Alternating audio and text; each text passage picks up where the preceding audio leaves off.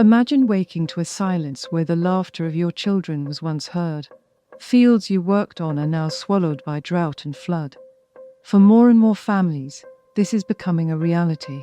Their journey, and the role of those who support them, was mapped through a systematic literature review and participatory listening dialogues across South Asia, East Africa, and Latin America and the Caribbean, to uncover how faith and migration intersect.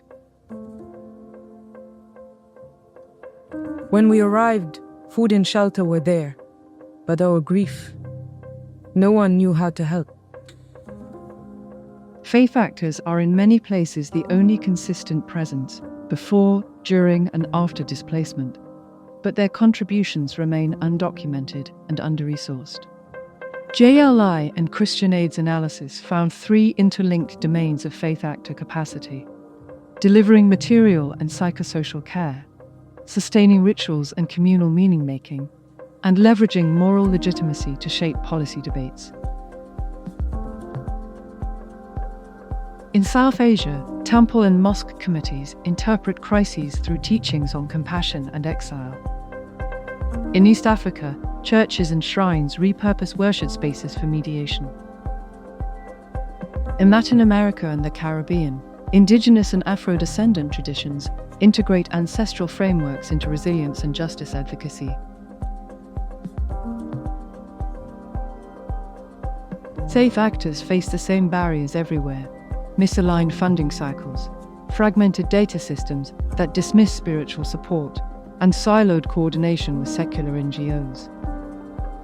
Institutional bodies often dominate decision-making, sidelining grassroots initiatives.